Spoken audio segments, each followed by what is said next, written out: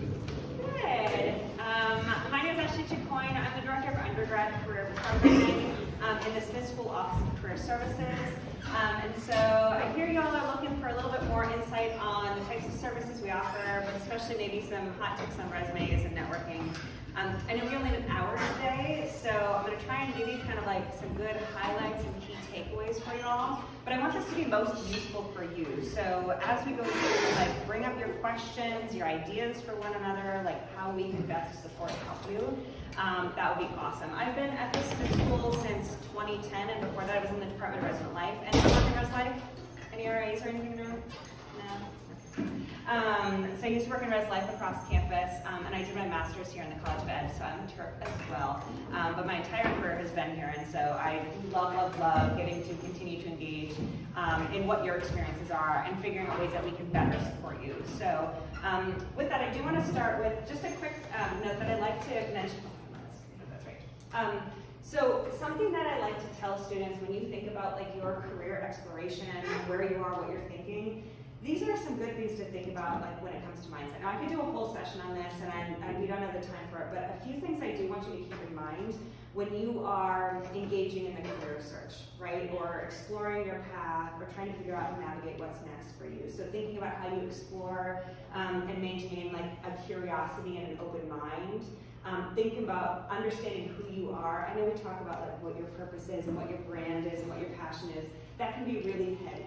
And that's important work, but that's a long-term thing. But over time, thinking about what motivates you, what excites you, what do you value, what interests you, and give yourself time to reflect on that process. And ultimately, a big thing is to know that you're not alone in this process, which I'll talk a lot about today, and that you also have a very unique path. I know especially when you have different majors on different recruiting timelines, or friends that started as freshmen and you started as a transfer, or you've changed majors throughout. You all have different journeys, and there are opportunities to support along the way for any of those. And so just keep that in mind when you think about your own path, that no matter where you are, we can support in that, and there are great opportunities for it. So I just want to mention that. Okay, so before I jump into just some quick nitty-gritty on what OCS does, let's see, a couple questions for you all.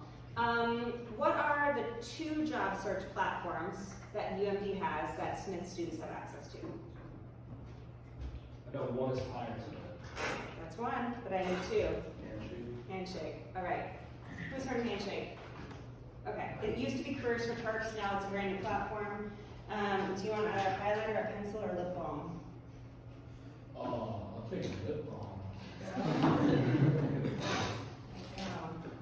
All right, let's see here. Who can tell me 3 reasons why you might meet with a career coach? Yeah.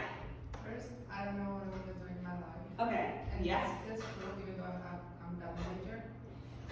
Second, especially from international students. Yeah. I don't know how this works here in America. And you have career paths that makes me. That's second. And third, office may offer more resources than you have. Yeah. So it could be any of the things. The big questions like I don't even know where to begin. I don't know what to do with my life. It's got to do with how you find future jobs. Okay. It could be just exploring your resources. I'm going to talk about a lot of other reasons. So those are some great examples. All right, good. Okay, so one more bigger question, and I've got a bigger prize for this. I want, think about this. The first person who goes, I want someone to tell me 3 ways they've engaged with something connected to the Office of Career Services this year.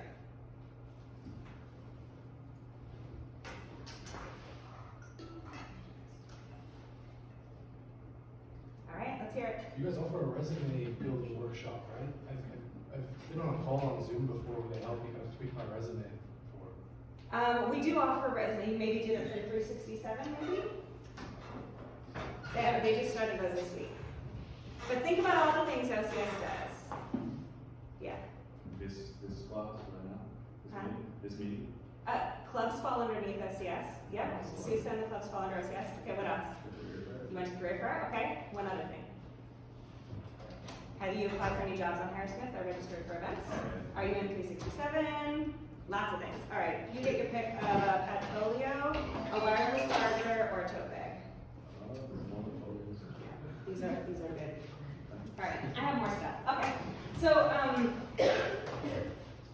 here's the deal. We do a lot.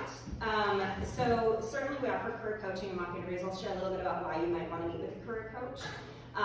But coaching is one-on-one time where you can have the opportunity to connect on any number of things. We do mock interviews where you can actually practice, where we serve as a mock interviewer. You give us your job for business analyst at Accenture, and we pretend like we are the recruiter from Accenture and go through that process with you. We have a number of ways to connect with alumni, including something called TERP network teams, where you can have one-on-ones. Actually, there will be a lot of opportunities to sign up for that later this semester. We do sessions around professional and career skills development. So sometimes we're talking specifically about the skills that are going to be useful to you in your career, not only resumes and cover letters and networking and job, negotiation. It might also be something like building teamwork or leadership skills, right? We have access to Hire Smith, your job search portal. That is a whole thing we can talk about for a long time. We manage 2 career classes. 398A was an internship for credit class, and 367. Anyone in 367 right now? That is a way you're engaged with OCS. You might not even realize that. Suicide Club involvement. SUSA falls underneath OCS, underneath my team directly. And so any major, like if you're going on the New York trek, I literally was just talking about how I was doing rooming lessons today for that. That is in partnership with OCS. Every SUSA major event is through OCS, and the clubs, indirectly and sometimes directly, are also underneath OCS. Obviously, employer events and engagements. We do career treks. Career fairs and networking events, obviously, and then Smith Careers or something. So this is just a basic rundown, but there's a lot of things you could do with us. One thing I'm going to draw your attention to that's new is Smith Careers. So Smith Careers is our brand new website, essentially. That's the QR code if you want to log in.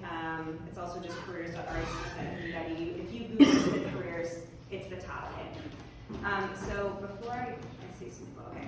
So I want to give you a very quick tutorial of this because we've been really excited about this. We've had, it was like in the last month, over 35,000 page views on this new website. And so we're really excited that it seems to be valuable. We welcome feedback because it's new.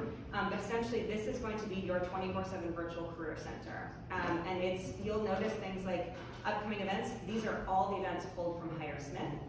It pulls job opportunities from Hire Smith, so it's linked there. You can easily see, like, student organizations has a list of all that, includes MS and MBA, so all business student organizations. A direct link to a whole wealth of career resources. It goes on for pages and pages. You'll also find, like, this is a quick link to go to Hire Smith, and here's another quick link to go to Hire Smith. But 2 things I want to draw attention to. One is this Explore Career Paths page. There are 13 different paths that we've identified as the core ones that most of our business students have some type of interest in or exploration. It's not going to cover every field. Certainly that's not entirely possible. But as an example, you can click on any number of the pages so you can see real estate and construction is actually, you can see the open house that's happening this week. Shout out to Megan Spencer.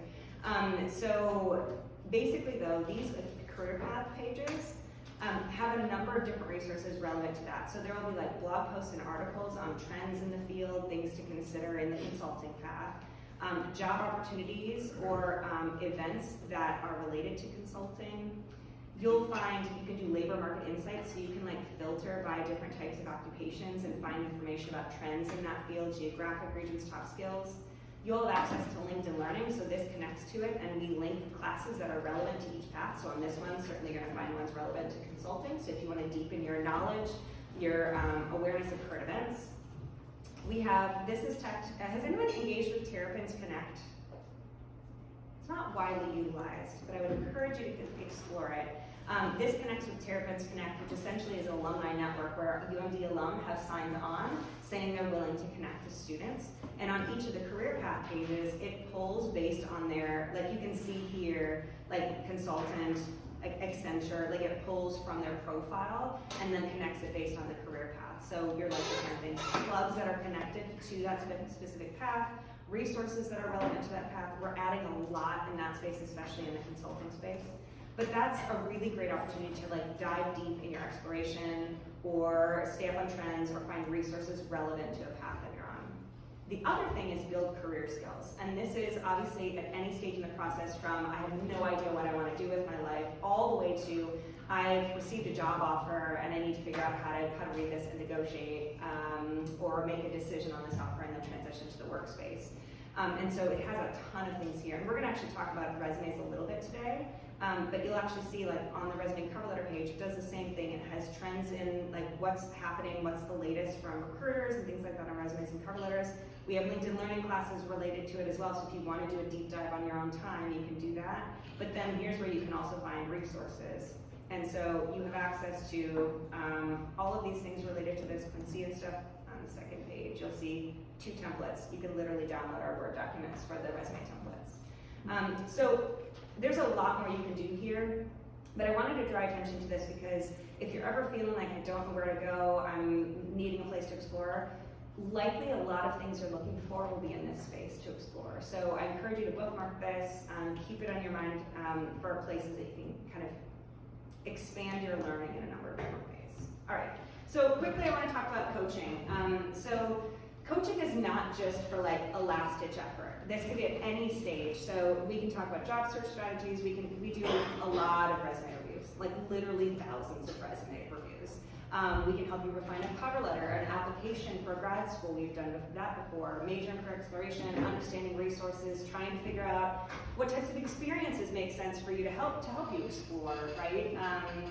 Working on your brand, like that could be including online brands, so LinkedIn. Strategies for interviews or networking tips. If you're saying, I have an event coming up, I need to know how to prepare for it. You can schedule appointments through Hire Smith, 30-minute appointments, or you can also stop by drop-ins from 12 to 2 every day. 2 p.m. or the Friday ones are virtual. But all that's in Hire Smith, and I greatly encourage you. The more we know you, the better we know you, the better we can support you, right? Like I can talk about a ton of things tonight, but if you come and sit with me, I can personalize based on what your unique needs are, where you are in your planning and your development, where you're feeling best and most confident versus where you're feeling like you need more support. So keep that in mind. All right, so let's see here. Okay, I want to get a sense here. How many people feel like they're pretty solid in the resume space? Okay, all right. How many, and it's okay to admit this, feel like I need some help? Okay, good. You are always going to be refining your resume. So this is a nonstop process as you do more things in these clubs, as you join a case competition, as you have a new part-time job, as you study abroad, as you join a new living learning program or fellows program, you're going to constantly be evolving and elevating your experiences. So a couple things I wanted to mention when it comes to resume work. So first, there are 3 core things I'm gonna mention, and I can spend a ton of time like sitting and talking through the basics of like how you tweak every single thing on the document, but I don't think that's the best use of your time. What I'm going to say is the first point is perfect the basics, and what I mean by that is if you are not utterly confident with your formatting skills, with your knowledge of what employers are looking for with the formatting of a resume, please use one of our undergrad templates. Our recruiters like those templates because they know exactly where to find the information they're looking for. And it's all formatted, the tabs and everything are lined up so that you don't have to worry about anything but your content, which is what's most important. And the reason we want to perfect the basics is you want to make it as easy as possible for them to get to the content. If it's a mess, if your highlights and bolds are all over the place, if you've got different type fonts or different sizing, if your alignment is off, if your bullets are all over the place, if you have grammatical errors, if you're missing components, all of those things could keep someone from even spending time looking at your resume. And so you want to make sure that there's nothing that they can find, like the tiniest typing and all that. It feels trivial, but if you use like a template, or if you make sure that all of those things are nicely refined, you have your formatting set, your grammar is solid, everything looks neat and clean, and it makes it easier for me to get to the depth of understanding who you are as a candidate and what you can offer my company. So I'm not going to spend a ton of time on that, but to say that part is actually really important. The next piece, build your content. So what I mean by this, and we'll get to the bullets part, what I mean by this is think about what you will include on your resume. So what types of experiences do you all have on your resume right now? Yeah? My internship over the summer. Internship over the summer, awesome. What else do y'all have? Yeah? What's that? leasing agent position at Temple Apartments. Awesome, cool. So like, is that a part-time job or full-time Yeah, job? part-time. Yeah. So like you get a job. So jobs, internships, also what about you back there?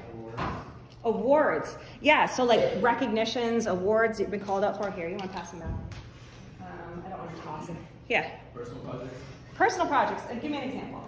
like a full-time projects like software. Yeah, so we've got, I know some of y'all are like building apps, or you have your own like TikTok following and like are these major influencers doing YouTube or creating your videos. Maybe you have a side business of, I don't know, lawn landscaping, whatever it may be, like your side hustles. I think special projects would be really cool. Yeah.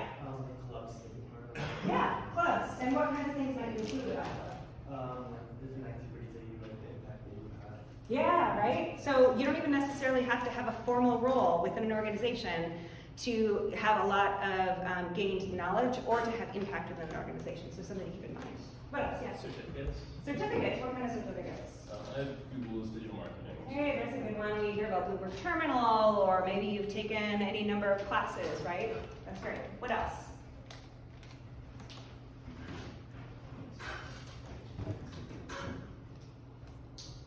What other things do you do as a college student? Yeah. Do you like major philanthropic work? Hey, yeah, so like service and things like that. Absolutely. Yep.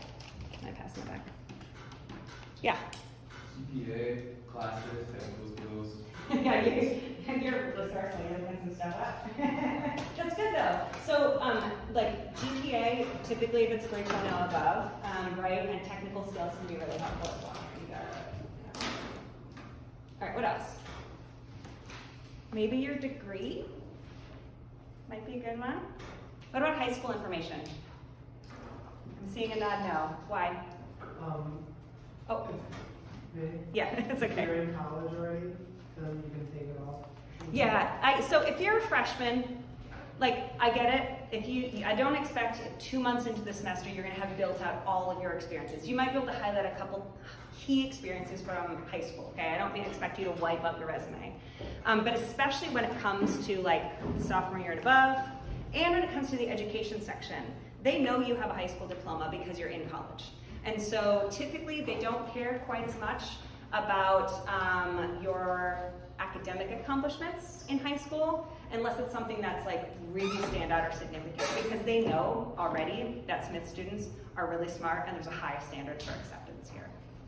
Yeah, what else? Okay, some other examples could be language skills, study abroad, living learning programs. How many of you are in living learning programs?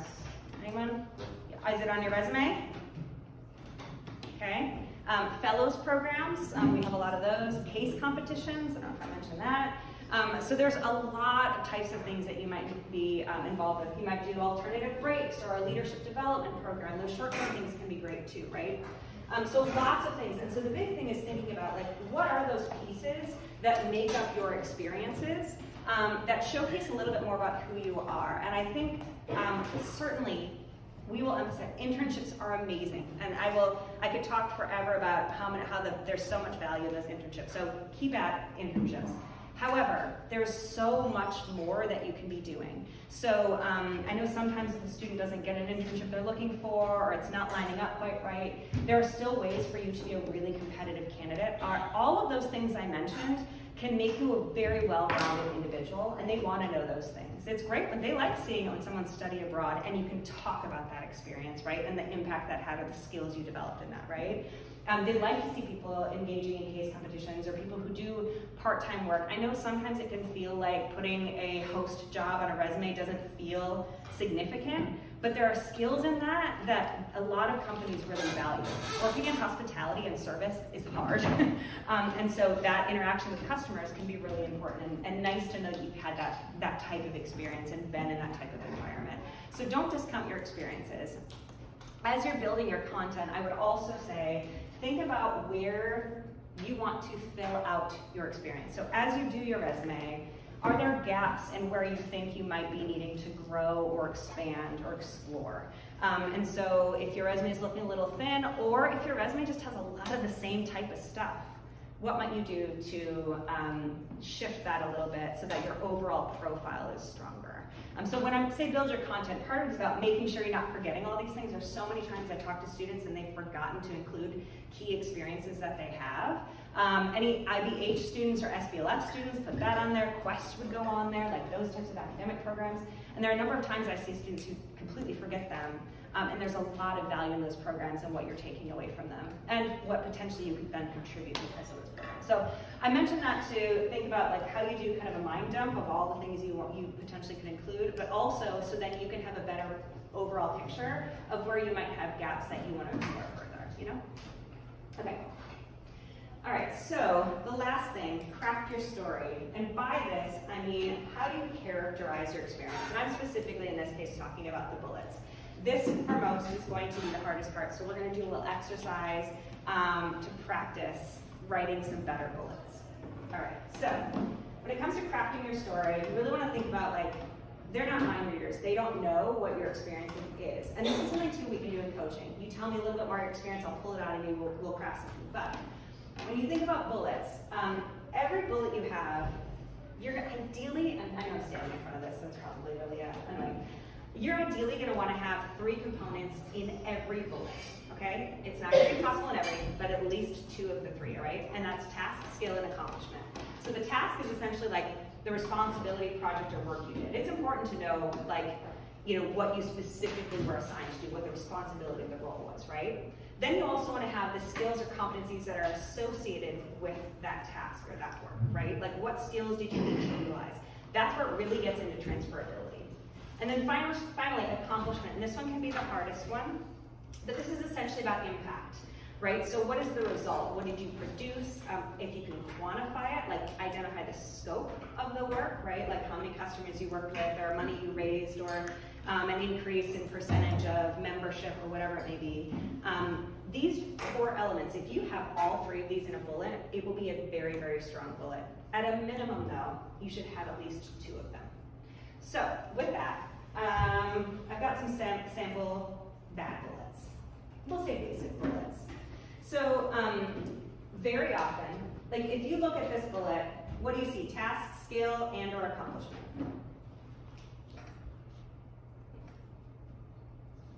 Yeah. See a task. It's a task. Do you see anything else? Maybe skill? No. No. You don't need to look harder. It's not there. This is just a task, right? It's good that they know this is the work that you did, but ultimately, it doesn't give them a whole lot. This doesn't really add value to your resume, right? So I want you all to think, let's see, how do I do this? Yeah. On your own, I'm going to ask someone to give me an example, and maybe we'll have a couple, and we'll pick some of the best ones. I want you to rewrite this bullet. Pretend that you were in a customer service job at a dental office. It doesn't matter where. At an office, you worked at the front desk, and part of your work was, you know, greeting customers on the phone and in person. Okay. Think about what the task is, what the skills might be associated, and potential accomplishment or scope related to that. And I want someone to craft me. Doesn't have to be perfect, but craft me a little bit better bullet. Yeah. I would say, Oh, you're ready to jump in. yeah. Okay, go for it. So one bullet, it will be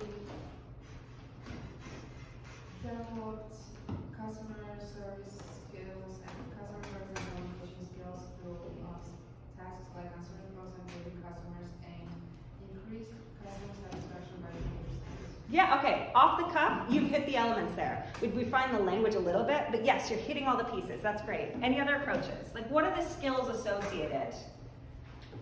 What are the skills associated with answering phones and greeting customers?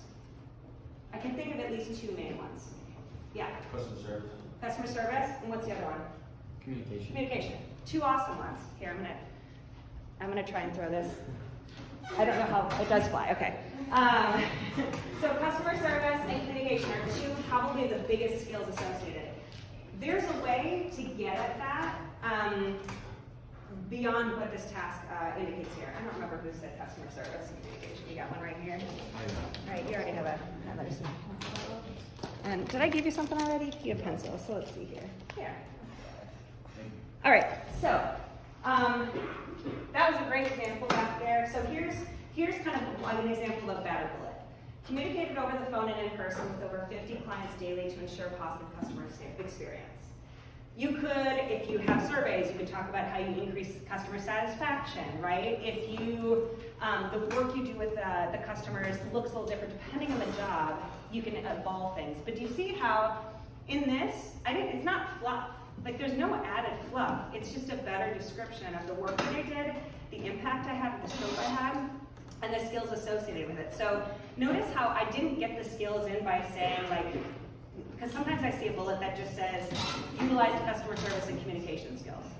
There's no support for that, right? You don't tell me what you did to utilize the skills, right? And so by starting off using an action verb, that's how you get one skill. And then in this way, customer service is about ensuring positive customer experience, right? That gets at that without saying utilize customer service skills, okay?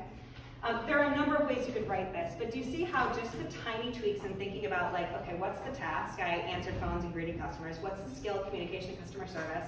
And what's like maybe an accomplishment, scope, or result, or impact? And in this case, it was that I interact with over 50 clients daily. There might be a better one. Sometimes there's not one at all. But that gives you a sense. Does this make sense? Does this like click when you think about the bullets on your resume? How many of you feel like, I've got some bullets on my resume that are just the task?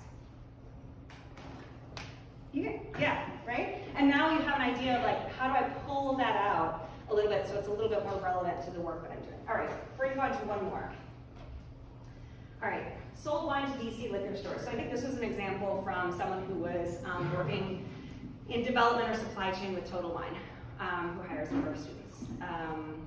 So sold wine to DC liquor stores. Now this one you might need to get imaginative, but thinking about a role where you are you're working in B2B, business to business, trying to get do business with those businesses to make deals within Total Wine and that restaurant or that liquor store or whatever it may be.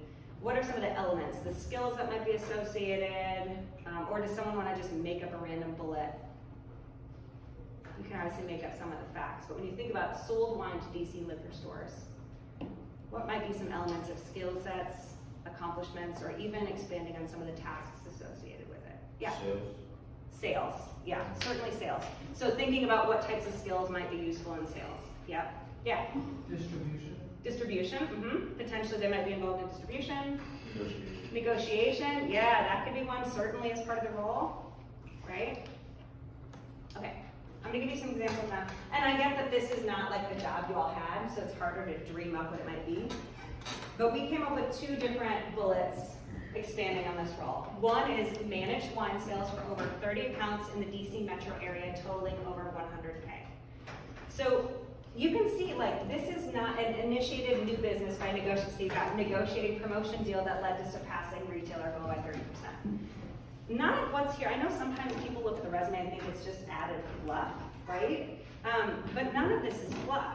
It's just actually a much more solid description of the work that was done, what was accomplished, the impact it had in the organization, and the skills I used to do it, right? So, talking about this, like, isn't a much, if you say sold, wine, whatever it was, liquor to DC liquor stores, I really don't know what that means, but this tells me a lot more about the impact that you had on the company that you interned for or worked for, right? So when it comes to resumes, I know there's so many elements, but I think going back to those three things, like perfect the basics, think about the content, right? Crafting your content, and then figuring out how you tell your story within your bullets, right? And making every word on that page meaningful. If it doesn't add value, it's not worth the space on your resume. Questions or thoughts about the resume? Yeah. For the percentage growth, if you work at retail, how do you know exactly what percentage? That's a good question. So that's going to be something that it's going to be dependent on roles. So like if you work in retail, sometimes you have to push credit cards, right? So oftentimes companies like managers will track the performance of each employee and how many credit cards they push. They might have a quota that you're expecting on a shift basis. Maybe you surpass that quota, like maybe they say we want, 2 a day and you get 5 on average a day. But typically you can engage with your manager to see where your performance are, because most of things like that, they're actually tracking. Now, they might not be able to track like, oh, I helped this one person buy an extra shirt, right? Like, unless you're on like a commission-based role. But some sales jobs very much are like right on top of something. So that's where it's one of those things, like thinking about your role, how do I showcase my impact? And it might not be, there are some roles that are really, really hard to do this, right? And especially if you're only in it for a short period of time. But think about the ways in which you can. If you manage a budget for a club, how big is that budget, right? Or if you are your VP of membership, did you increase membership year over year? Maybe that's a big impact. Maybe you are VP of professional affairs and you brought on 3 new sponsors for the organization.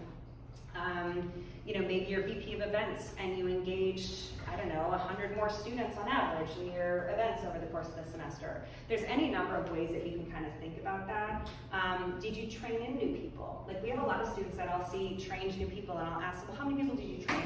Over the course of the year, I probably trained like 12. That's a big number. I mean, again, if it's one person, maybe it doesn't show, maybe just say trained new staff members. But if there's a decent number where it feels a little bit more significant, like you've had more responsibility or more impact, you absolutely want to emphasize that. So you have to get creative sometimes, and sometimes the numbers, the accomplishment piece, sometimes isn't there. But in every bullet, you can absolutely have task and skill without question. Okay? If you just say, utilize customer service skills, I want you to put in some task to support that skill. All right, any other questions? Yeah. I have one question. Yeah. So can we put our jobs with similar tasks and similar titles in one line? That's a little harder. I'd probably look on a case-by-case basis, but like if you are, a host at one restaurant and a host at another, right? Similar job responsibilities, just different environment. You might just think differently about how much you put under each experience. But we'd probably flesh that out with you a little bit to see if there are different angles for each role. Part of it is too, there's gonna come a time where you don't have enough space. Many students do so much and you're trying to figure out and you might then refine it to think, this experience is kind of a duplication of this one, it doesn't add value, or it was really short term. And so think about anything on there. Does it add something new? Does it strengthen or elevate how much you've utilized a skill over the course of your college career? Is it something you have a story to tell about? So anything on your resume, you should be ready to tell a story about. Like your resume, if an employer is looking at it and they point to it, oh, tell me a little bit more about this case competition you did. Tell me about studying abroad here. Tell me about this award. You should be ready to go with something to say about it that's going to add impact and drive that home as a really important factor in your resume, right? A really important quality. And same thing is like if you don't have much to say, it's just not worth the space, right? So that's where you kind of have to play that game when you're analyzing what to put on your resume and not. Yeah. Okay. All right. So, let me see, wrong computer. All right, so a little bit different angle. I want to get into networking a little bit, but before I do, in any environment, when do you feel you're most confident? When you're prepared. Awesome. Yeah. Talking about something you're familiar with. So yeah, when you're prepared, when you feel knowledgeable about something, when else do you feel confident? Yeah. When you know the people. When you know people, awesome. Oh, no, you're just like, yeah. So maybe similarities within the environment? Yeah, so like if you feel familiar or comfortable, like if you've been to a place before, right? Have you ever like gone to a new place and you don't know the parking situation, all of that, like it can be stressful. Those little elements can add stress, right? But when you know what to expect in an environment, if you've been to a space, if you've been to something before, yeah, that familiarity can definitely make you feel more confident. What else? When you're going on a date, what makes you feel confident? What you wear, how you smell. Yeah, right? Like your presentation. Like if you're wearing an outfit and you're feeling yourself, you're gonna walk into that room more comfortably. If you feel like you smell good, like you've done your hair nice, right? That presentation can be important too. Any other ways people like how they feel confident? Anyone like to like put on a playlist? You have your like go-to artist? Okay, yeah, right? Like you walk into a room and all of a sudden your jam hits and you're like, oh, I'm feeling this, right? That's definitely true. Yeah. I said hello. You go, you go to, let's see here.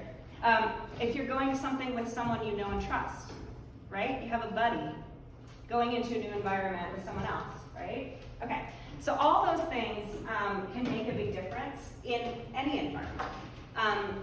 All of those apply to networking.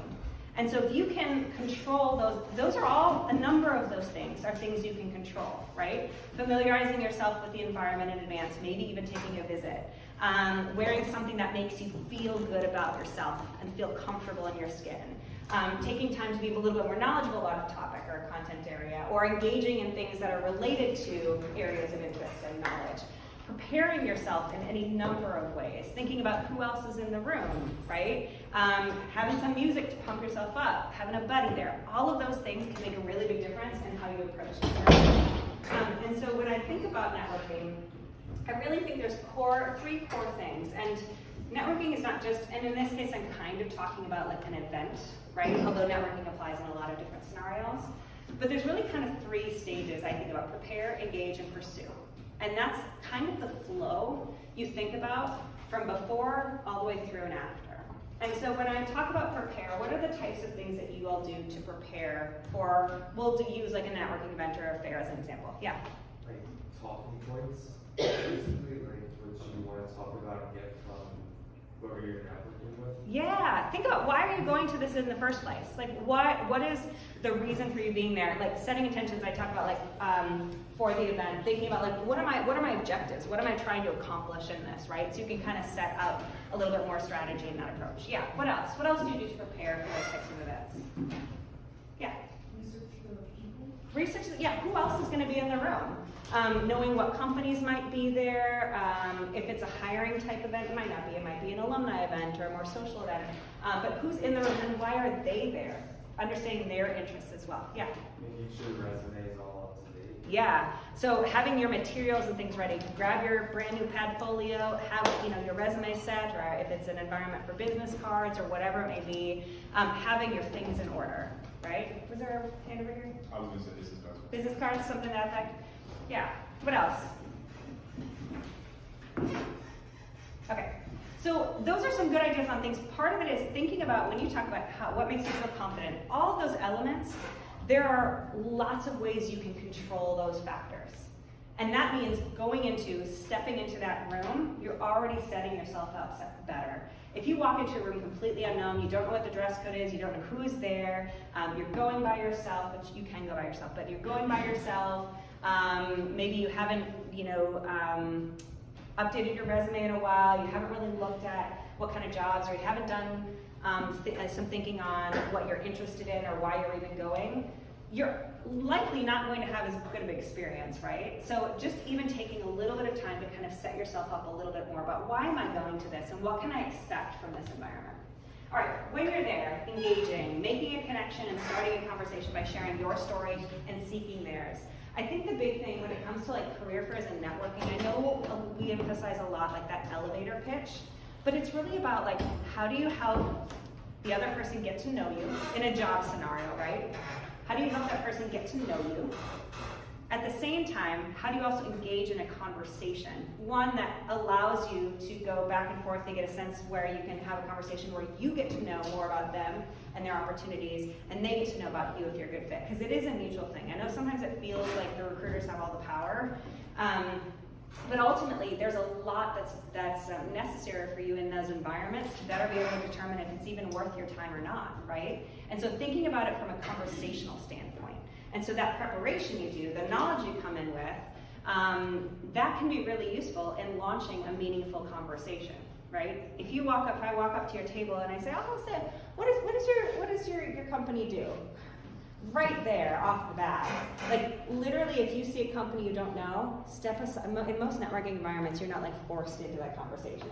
Step aside for 2 seconds and pull up the Career Fair app, or ask a staff member or someone else, or pull up Google, who can be your best friend, to at least find out like a couple basics. See if they have any jobs on HireSmith, or the type of field they're in, just so you can get the conversation started, right? If you can avoid the basic questions at a minimum, this is what we hear over and over, no matter how much we talk about this, over and over from employers. Our students do really, really well at career fairs, okay? Y'all do really, really well. But they still think we need to do more research in advance, right? And that's for your benefit too. It's gonna help you make better decisions about your career. It's gonna help you ask more meaningful questions that will help you gather the information that's relevant. But if you were to go through that process, you're gonna better understand if that's a good fit from your perspective as well. And so that's where, when you think about like engaging in person, thinking about how do I open up for a conversation. I can share a couple of quick tidbits about myself, but how do I open up for a conversation by asking a good question, and it'll flow from there, okay? All right, and then finally, pursue. So that might mean reconnecting. Say I've met you, I got your contact info, you know, they've said yes, connect me on LinkedIn. I'm gonna connect you on LinkedIn with a little personalized message, right? A reminder, it was great to meet you last week at the career fair. I really appreciate the opportunity to talk about your sustainability practices. You know, I'm soon gonna be following up with, you know, my application, but I look forward to staying in touch. Doesn't have to be anything major, but I referenced a little thing we talked about. I referenced where we connected, because they might have connected with a lot of people, and I've indicated how I'm gonna follow up, right? Or maybe it's you like actually submit the job application, or you find what the next opportunity is. Maybe they've mentioned in your conversations a skill set that's really valuable, and you say, I wanna be at that company in that job, but they said I need this skill set, so I'm gonna figure out how I develop that. And so thinking about like, okay, what did I take away as a result of that, and how do I make that interaction meaningful moving forward? If you just have a conversation and submit your application, they might remember that I met you, and they might remember the name, or they might remember the resume that they've seen, but that's not a guarantee. And so what can you do to help like trigger another connection or response for that person? Okay, all right. So I've been talking a lot, and I don't want to be talking anymore. So I know y'all wanted me to cover a little bit about kind of our services, a bit about resumes, a bit about networking, so I've hit a lot of ground here, and I do appreciate so much that you all have great ideas. But where else can I add a couple quick things before we close out, but where else do you feel like you need most support when it comes to your career search? Or what questions linger for you?